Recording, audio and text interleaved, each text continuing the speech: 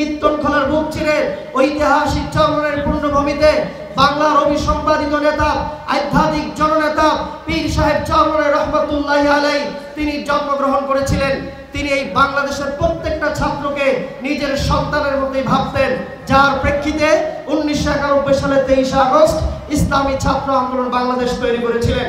তার মূল লক্ষ্য ছিল বাংলাদেশ স্বাধীনের পর থেকে আজও পর্যন্ত এই বাংলাদেশের কোনো ইউনিভার্সিটি, কোনো কলেজ, কোনো বিদ্যালয়ে ধর্মভিত্তিক কোনো শিক্ষা রাখা হয়নি। সিলেবাস সাজানো হয়েছে ইউরোপ, আমেরিকা, অস্ট্রেলিয়ার মতো করে হিন্দুত্ববাদী ভারতের চিন্তা চেতনায় বাংলার সিলেবাসকে তৈরি করা হয়েছিল। যেই সিলেবাস পড়াশোনা করে ক্লাস 1 থেকে মাস্টার্স পর্যন্ত শেষ করে একজন মুসলমানের শিক্ষার্থী তার বাবা মৃত্যুর পরে জানাজা নামাজ তো দূরের কথা, ইন্না লিল্লাহি সহিহ শুদ্ধভাবে পড়তে পারত না। এই ঘনঘটা সংকট পরিত্রাণের জন্যই পীর সাহেব চরমনের ছাত্র আন্দোলন তৈরি করেছিলেন। আজ পীর সাহেব চরমনের নেতৃত্বে ইসলামী ছাত্র আন্দোলন বাংলাদেশ টেকনাফ থেকে তেতুলিয়া বাংলার সকল ক্যাম্পাসে, সকল ইউনিয়নে, সকল ওয়ার্ডে, সকল জেলা থানায় নবমী আদর্শ বাস্তবায়নের জন্য তারা আল্লাহর দ্বীন কায়েমের লক্ষ্যে কাজ করে যাচ্ছে। প্রিয় ভাইয়েরা আমার, আরেকটি বিষয় আমরা বলতে চাই, আমরা দেখেছি যারাই বাংলায় ক্ষমতায় এসেছে ছাত্রদের কাঁধে ভর করে কলমের বদলে অস্ত্র তুলে দিয়ে আওয়ামী লীগের ছাত্রলীগ আর বিএনপি ছাত্র দলকে ব্যবহার করে ছাত্রদের মস্তিষ্ক বিক্রি করে ক্ষমতায় এসেছে। কিন্তু উন্নত বিশ্বে আমরা ছাত্র সংগঠন দেখেছি। ডেনমার্কে আছে liberal student of Denmark, conservative student of Denmark, ভারতে আছে এভিপি অখিল ভারতীয় বিদ্যার্থী পরিষদ এবং মমতা ব্যানার্জির সর্বভারতীয় তৃণমূল ছাত্র পরিষদ।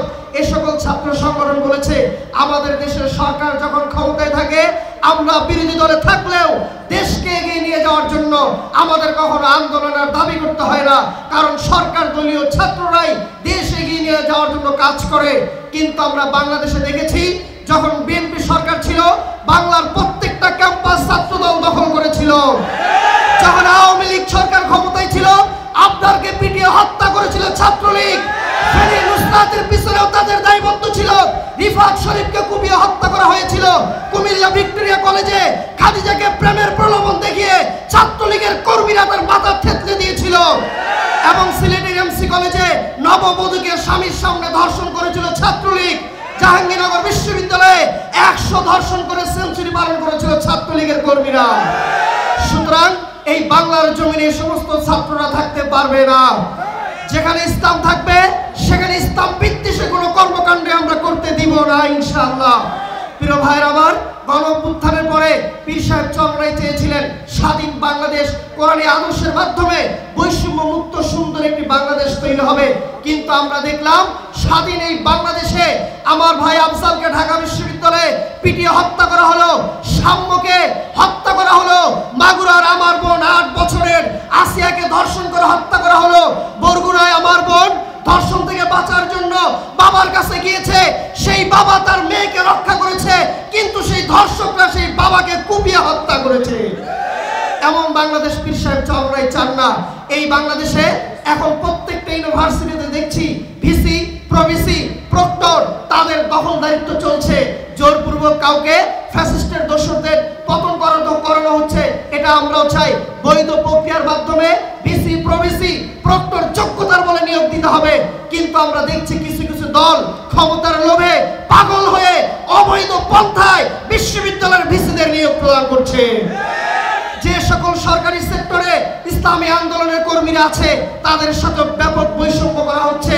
যে সকল জায়গায় ছাত্র আন্দোলনের ছেলেরা যে সকল ভার্সিটিতে কাজ করছে প্রক্টর এবং ভিসিদের আহ্বানে ছাত্র আন্দোলনের অনেক ভাইদেরকে না ডেকেই ইউনিভার্সিটির সিদ্ধান্ত নেওয়া হচ্ছে। আমরা এটার তীব্র নিন্দা করছি। প্রিয় ভাইয়েরা আমার, অনতিবিলম্বে সারা দেশে প্রত্যেক ভার্সিটিতে আমরা বিশ্ববিদ্যালয় ছাত্র সংসদ নির্বাচন চাই।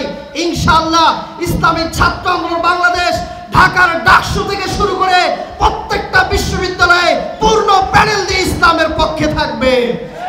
আপনাদের আহ্বান করব, আপনার সন্তান, আপনার ছেলে, আপনার ভাতিজা এবং আপনার প্রতিবেশী যারা আছে সকলকে আপনারা ছাত্র আন্দোলনের হাতে তুলে দেন। ছাত্র আন্দোলন শহীদি কাফেলা এই জুলাই অভ্যুত্থানের সংগ্রামে ইসলামী ছাত্র আন্দোলনের 15 জন ভাই শহীদ হয়েছে। আমার ভাই নরসিংদীর তাহমিদ সবথেকে ভালো রেজাল্ট করেছিল, তাকে ওই নরপশুরা হত্যা করেছে। আমার ভাই মুক্তকে হত্যা করা হয়েছে। সুতরাং এই শহীদি কাফেলার প্ল্যাটফর্মে থেকে পীর সাহেব চরমনের হাতকে শক্তিশালী করার আহ্বান জানিয়ে এবং ছাত্র আন্দোলনের পতাকাকে পথ করে উড়িয়ে ইসলাম প্রতিষ্ঠার সংগ্রামে থাকবার আহ্বান জানিয়ে আমার বক্তব্য শেষ করছি। আমা তৌফিক ইল্লা বিল্লাহ।